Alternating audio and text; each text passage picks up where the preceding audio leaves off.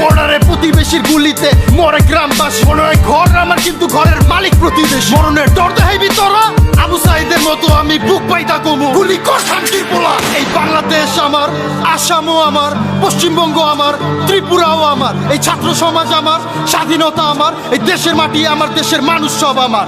উপজাতি আমার, চাকমারা আমার, বারমারা আমার, মারমারা আমার। আজব এক গল্প, কল্পনা চাকমার।